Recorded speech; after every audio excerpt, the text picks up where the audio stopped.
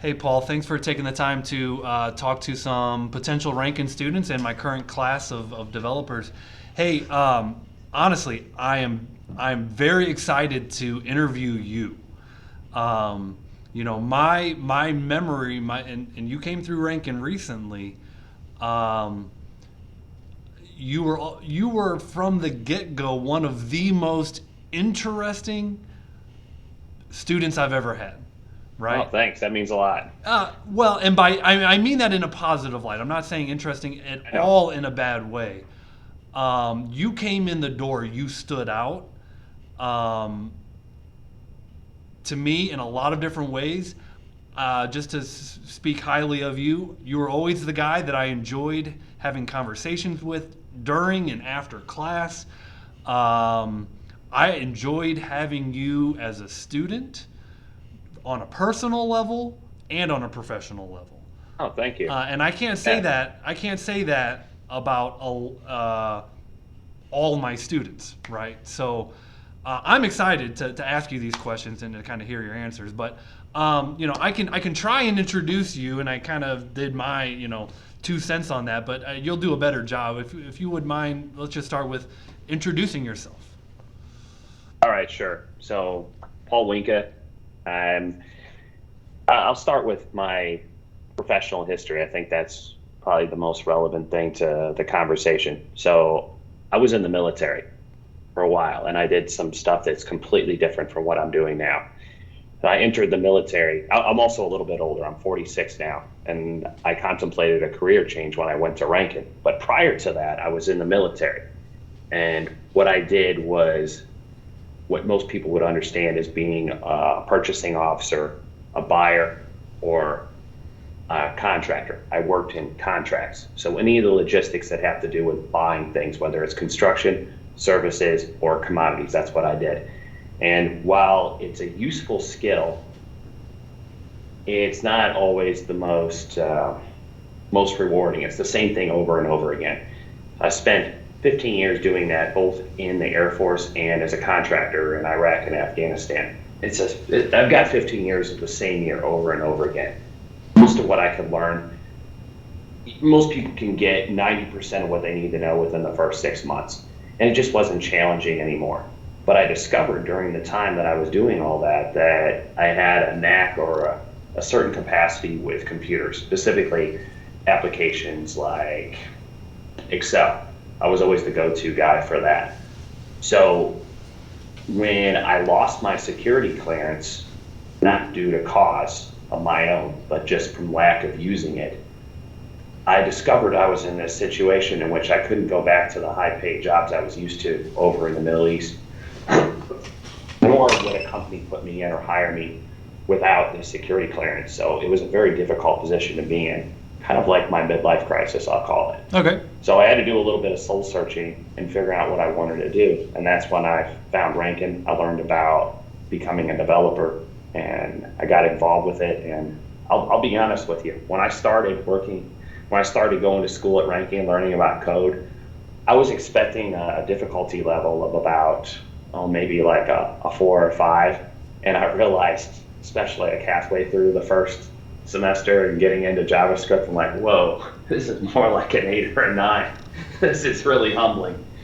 But I didn't back down, and I'm glad I didn't because it's a high demand field. And if it makes sense about what I do now and being a student, is discovering these different things. You just feel good about what you're able to do if you put your mind to it. Because I don't think there's anything that has or will test my mettle quite like coding has.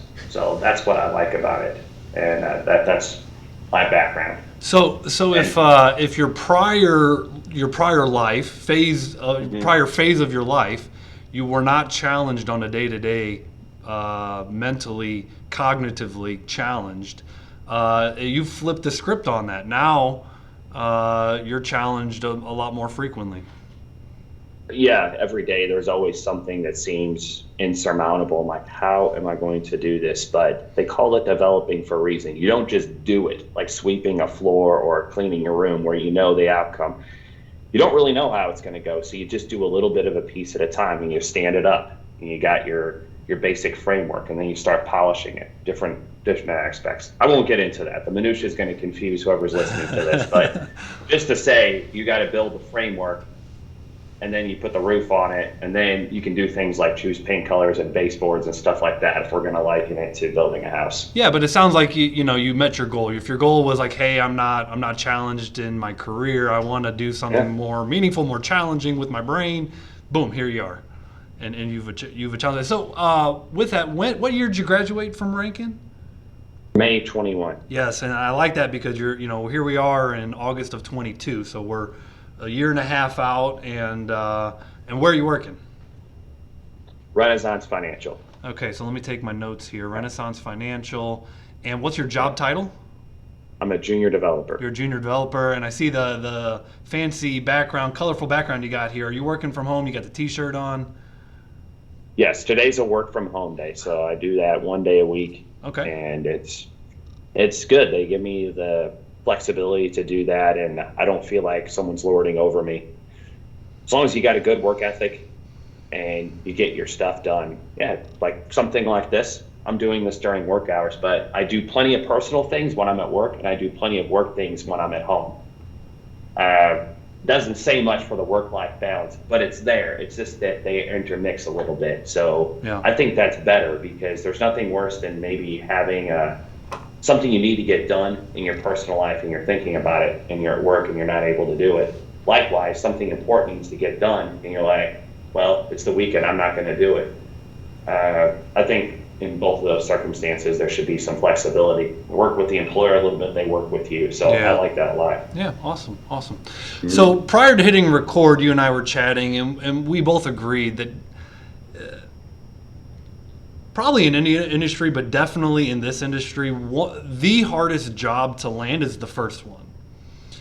I would absolutely agree with that. And so you had to work hard at getting your first job. You told me you didn't necessarily have it on day one after Ranken, but you did land that first job after some amount of time. I believe you said it was 6 weeks of applying yourself, looking for a job.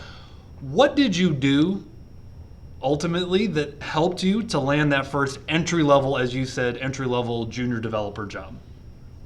Well, it was persistence that got me through it. But if you want me to talk about how I got my big break, if you will, in a way, it kind of feels like a big break.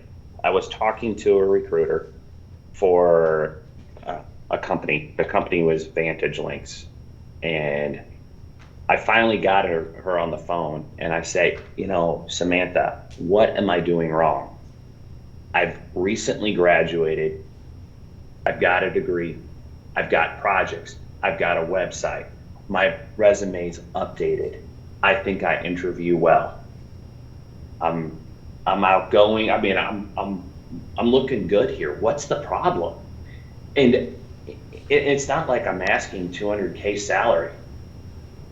Now, she didn't really have a response to that, but she did say she talked to a recent client that's looking for somebody that's relatively new, probably want to pay a little bit less, but they're expecting less too. So that's how I got hooked up with Vantage. I just put the word out and tell every recruiter, like, look, I'll take anything, whatever you got. I realized that I'm not going to get what I want. That's all right. That's just the way the situation is. I'm not going to get this big set. I want to work from home 5 days a week. I want 100K at least a year, and I want 3 weeks of vacation that's paid. No, forget all that. Your first job, the name of the game is get the position. Yep. Later, that'll come. And the reason I can say that, even though I've been in this position for just 4 months, is that when I updated my LinkedIn and put in what I did and what impact I'm having, probably something to do with the job title too, recruiters started contacting me, and I never had anybody contact me, ever. Yeah. It's always me reaching out and applying. Yeah. And maybe they'll look at it. I got ghosted a lot. It was tough to keep my head up. Yeah. But persistence will get you through. Let me just add to that. One of my favorite, and if any of my students know me, they know I'm a big fan of this fella called Dave Ramsey. Okay. Yep. And so what Dave Ramsey says about it is that society will teach us incorrectly that a diploma is the golden ticket. in any industry, right? Just because you get a diploma, you're golden. And that's not the truth. The truth is, yes, a diploma is a requirement, but only with hard work ethic, perseverance, character. All these other attributes will make you successful. But just the diploma by itself, I don't care if it's Ranken or any school, just the diploma by itself, and we all knew people from some very prestigious schools with diplomas, we all know them, that don't have the dream job. Yet you're stepping your way up to the dream job. You said it just now. You didn't start at 100K. Now I will say, we're not going to make your salary public here, but you mentioned it prior, and my current students that you kind of mentioned that to, their ears perked up a little bit. So you don't have a bad salary by any stretch. Oh, okay. Well, good to know that. I really didn't know where I would land with it. Yeah. Or what would be reasonable. It's tough to do that too, because you could be getting a low ball offer and you don't even know. You're not low ball, man. You're not low ball at all. Okay. So okay, cool. So glad we got that. So what languages are you using on the job? Yeah, we'll just go there. Okay. So again, like I said, I'm a junior developer, and this job, while I didn't see it advertised, I don't think it required previous experience. It seems like the magic number for any job, even if it's entry level, which I have to strongly disagree with. 3 to 5 years of experience is not entry level by any stretch. Sure. That's mid-level. And 2 years at Ranken told me that, because I definitely wasn't entry level stuff. So I'm sorry, I lost my train of thought. What was the question again? What language is on the job? Oh, right. Okay, sorry. Yeah, so I don't use languages on the job. What I do, though, is work with the financial planning firm's documents. So they've got close to 3.5 million documents. Thousands come in a day, if you can imagine that. And they need to be organized based on, I use regular expressions, which is a way of reading text using a type of code. It's a little bit arcane to learn, but I've made some good progress doing that. And I use a lot of loops, especially nested loops, to get things where they go. And I'm talking to an audience that really won't know what I'm talking about, but needless to say, it's an application with a GUI, graphic interface. So you're not like in the code, but you are using those same concepts. So if you don't understand what loops are, it's not going to work. It's really, really complex in that way. Later on, I'll be getting into C#.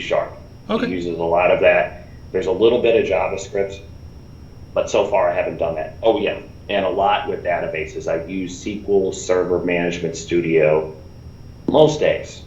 Nice. So to kind of highlight, you are using coding concepts inside of an application that the organization provides. You do work with SQL. In the future, you're working with C# and JavaScript.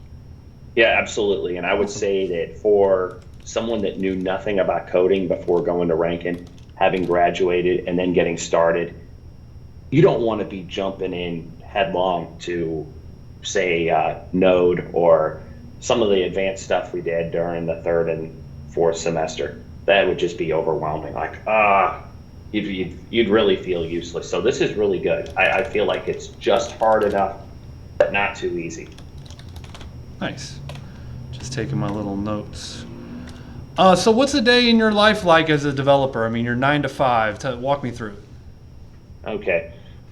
Well, my typical work hours, there's a little bit of flex there, but I typically get to work at 7:30, and I usually leave by 4 to 4:30. I can take lunch when I want. It's not monitored. There's no clock watchers or anything like that.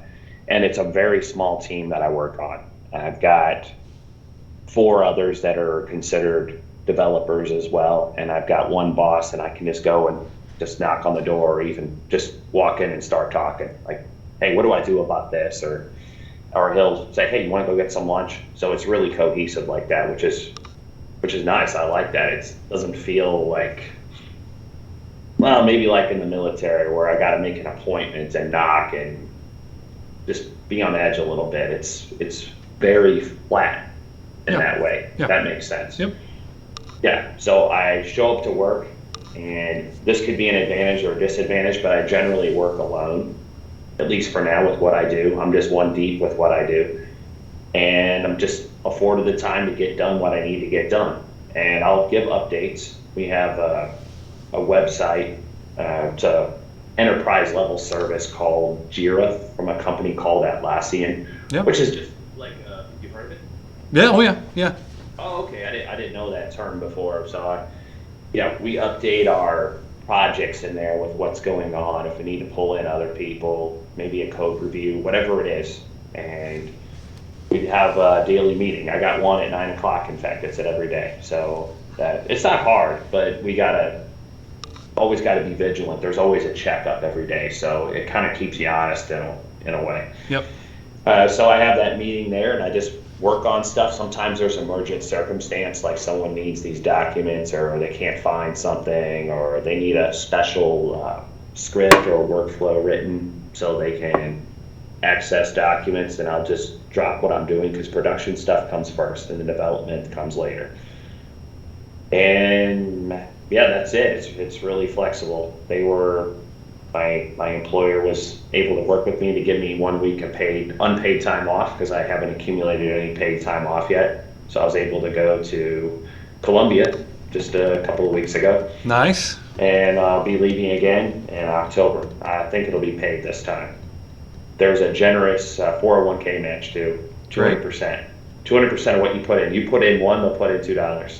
That's pretty good, huh? Up to how much? I don't know. I don't think I get it until I have to look through my HR stuff, but it's a pretty decent benefit. That's awesome. Yeah. Well, so that sounds like a nice, sounds like a nice culture. It sounds like a nice atmosphere. I mean, Ranken's the same way in the sense that it's relatively flat. There's not, too many, you can go knock on the president's door most days and just have a conversation with him. And I really like that as well. Yeah, flat organization definitely works better. It's has advantages. For sure. I'm able to communicate and get done what I need to get done rather than maybe be afraid to ask questions and then just make some guesses on how it's supposed to be and then get reprimanded. I'll just go and like, hey, tell me how this works again, or what do you want me to do with this, rather than maybe false bravado. Like, yeah, I took care of this, no problem. And then like, no, not like that. It's very communicative. They have good communication there for sure. You said earlier that you were expecting low difficulty and you find it to be a little bit higher than anticipated. But, from my point of view, you really rose to that challenge. I saw you came through the pandemic and you busted your butt, man. You really did.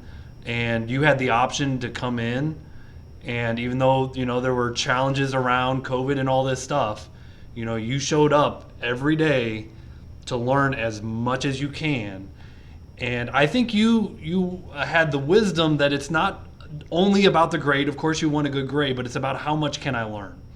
You're paying X amount of dollars to go here, and you're just going to learn. I think you just wanted to learn as much as you can. And so I do think you made the grades, but I also think you just extracted as much knowledge as you can in 2 years. And I wish I could convince all of my students to be that way. Here comes the question. The question is, I think you were a very successful student turned industry professional. What advice would you give to current students or potential students to have the most success at Ranken? How can you be a successful Ranken student? I would think of it first like a job.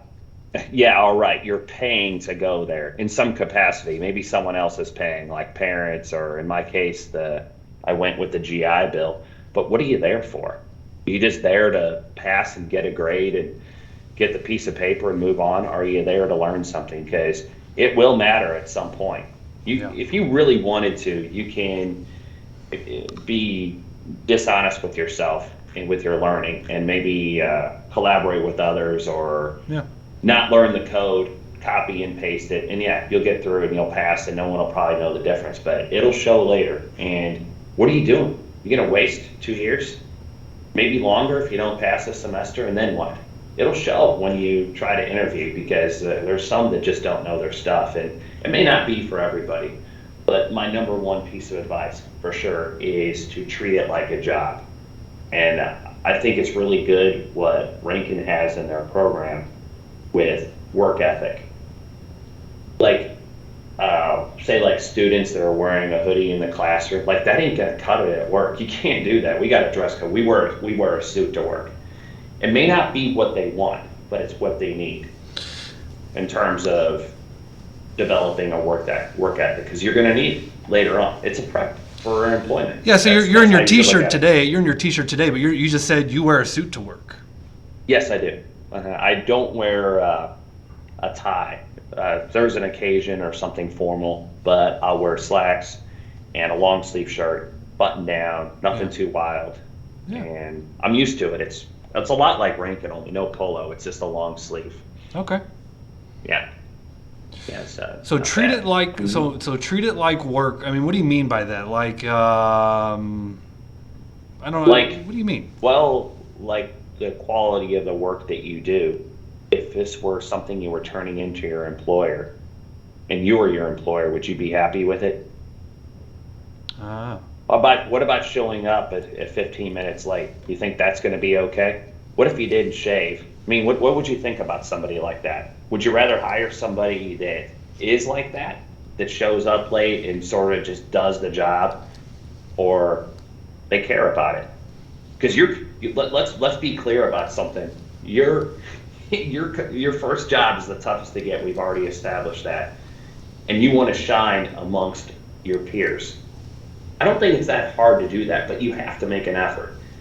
So if you take it serious while you're going to your classes, I think it'll pay off later, because it'll just be automatic. You just know it by rote, rather than, oh, I got to be serious now because I'm looking for a job. Well, the time to have been serious is back then, when you were able to do it when you were a student. You can practice it and get it right. That's all right if you didn't grow up with a work ethic, or that's not part of your upbringing, but you can develop it, and it's something that will make the difference, because you need every advantage you can get when you're looking for a job. Yeah. No, you get it. You can get it, but it's just the right way to be if you're going to approach it, to take it seriously. Yeah, that's good advice. Mm-hmm.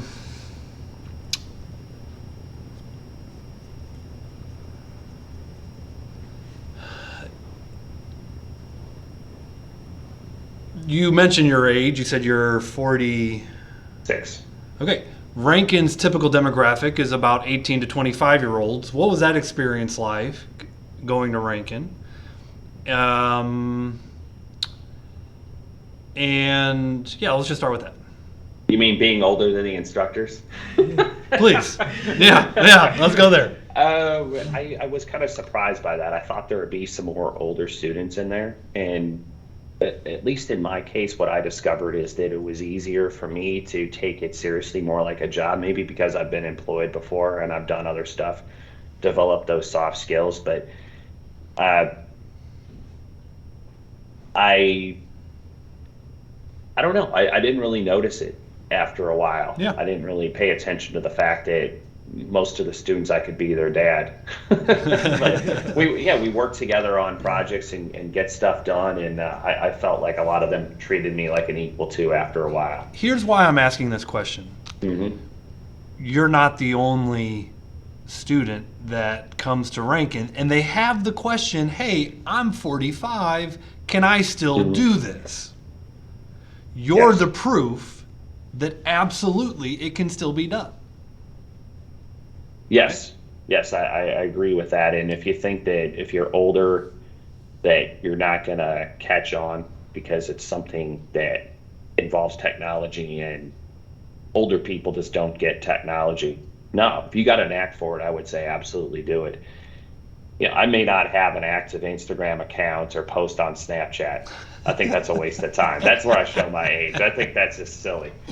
But no, I didn't really feel like there was much of a difference, and I think I did just as good as I would have done had I been younger. What might make the difference though is if you have coding experience. So someone that's older that's had previous coding experience will outpace someone that's younger that doesn't. Yeah. So that's I would say that's more of a factor rather than age. Yeah, like Troy. I mean, I just imagine if I went through the program again, knowing what I know, knowing what a loop is, I'll catch other details I wouldn't because I was just trying to absorb those concepts at the time. Yeah. So I wouldn't let age be a discouraging factor. If it's something you want to do and you have the ability to put that in your schedule, yeah, absolutely do it. I think a lot of older people just feel trapped or they're like stovepiped in their career and they're not going to do anything else because this is what they've done their whole life. And now I say bullocks to that. I wanted to do something different. Yeah, I love it. It's great. Mm-hmm. So if you look at as life as having phases, maybe your military was phase 1, now your developer is phase 2. Maybe you could say early life phase 1, professional life phase, whatever. So you're in a new phase of life. And so my question to you is, do you think you'll retire a developer, or do you think there might be another, is this a lifelong career into retirement for you, or do you? Because listen, I know you again somewhat personally, and I know some of the things you've done, with real estate, and you've got other side things that you've always done. Where do you see yourself in 20 years? I could see myself working remotely. It's funny you mentioned that. So with the software suite that I work with to do the management of the documents for the financial management company, my employer, there's tech support for that too. And it costs the company if I use that in a deeper level. And sometimes it's just necessary. They know that. They don't know how to do it. And it's, in coding, there's no one that knows it all. Yeah. And the time to get smart on it's not in 2 hours. That's not enough time. Sometimes you just need someone that knows what they're doing, and then you learn. Do a screen recording or something. You can play it back later. But something like that I could see is working remotely, I don't know, from my beach house in Florida. I'm not sure, but there would be that flexibility to do something like that. And it doesn't need to be show up to the office in a suit 5 days a week. It could just be something that's almost like a hobby, I would say. I'm discovering this just from doing what I do and talking to others. I'll say, hey, how did you learn all this stuff? Or what did you do before? Because I'm always interested in seeing where I'm going to be landing. Because am I going to work at my current employer forever? No, nothing lasts forever. I might move on. I got a mind to move to Florida at some point, and it's good to have that flexibility to take it even further. I don't think anybody can do this out of the gate, especially a new student, but I can work towards a situation in which I can pull down a pretty decent salary. I'm comfortable saying I can make $60,000 working completely remote in 5 years, and maybe I'm living in Colombia. My girlfriend's down there, so I may go live down there for a while. I might need to take a week off in order to take care of some life event, like actually moving or vacation, or maybe not. Maybe I can take it with me. I'm working from home today. It's entirely possible. So that's where I see it going. Yeah. And also that coding seems to be ancillary to almost anything that you want to do. I'm really involved in real estate, so if I want to organize my data and create a small database, or you touch technology with everything these days. Right now, I mean, we'd have to use technology to do what we're doing now. We're using Microsoft Teams, and I'm at home, and here we are. We're getting things done. Yeah. So it's definitely possible. So I want to leverage the fact that you can do this remotely. Yeah. And do it at my pace too. Well, I'm gonna just throw a little tidbits. Again, I've been doing these interviews, and I think you're number 31, and of the 31, I'm gonna venture to say somewhere between maybe a fifth, a third, 1/3, maybe 10, maybe 5 to 10, whatever, of the 30 have worked in a different state where their headquarters, is somewhere else. And so they, in other words, a lot of work remote, a lot of, it doesn't even matter where in the country you live. And to your point, the more experience you have, you can leverage that. And I will also say, in other words, that's becoming more and more normal. I think we both know that. And the number you threw out there, 60K after 5 years, you should be able to make that blindfolded. I think that's very modest, Midwestern type salary, right? So if you start getting 3 to 5 years experience, you should be. I really think you could be 6 figures plus working remote. Now, if you're working part-time and working remote, okay, maybe 60K. But I'm just saying what I've seen. I'm just sharing with you that I think you're being a little modest, and I think you are. Yeah, well, who knows what the future holds, but I always That's like true. to have a That's true. lower end of the range of expectations, just so I know Yeah. I'm not gonna just come out thinking I'm going to make 100K a year and working remote, nor should anybody that recently graduates, unless you're a prodigy or you got previous experience or a rare connection. That's 100% agree. With no experience, you shouldn't think that's where you're starting. But with 5 years, that makes a lot of difference, as you said earlier. Yes. Yeah. Some other advice I would give too: you can treat it like a job, and then later on, just get a job. It doesn't matter. Just get on the scoreboard. Yep. Even if you think it's a little bit less or below your ability, that'll matter for leapfrogging to what you do want. Don't hold out for that 100K job working remote. You're probably not going to find it. But I may have oh, hang on. I think my battery's dying here. Okay. I would say just get started with it, and you can get to that job. Don't think you're going to get that big one right out of the gate. Yeah. It's possible, but probably not. You're better off just finding something. And who's to say if you get that big job that it's not above your ability? And then you're really going to look bad, because they're thinking you're like at Paul Smith level, and you're just at Paul Winka level. Hey, look, the guy's a genius, and I'm starting out, so. Anyway. Well, hey man, congratulations on getting that first step. Like we both agree on, that's a tough one to get, and you've done it. You've been a success out of Ranken, and best of luck in the future and continuing down that road. Yeah. All right. Well, thanks. Yeah. Thanks. Appreciate the opportunity to interview with you and catch up a little bit. Yeah, it was good stuff. We'll go ahead and cut it.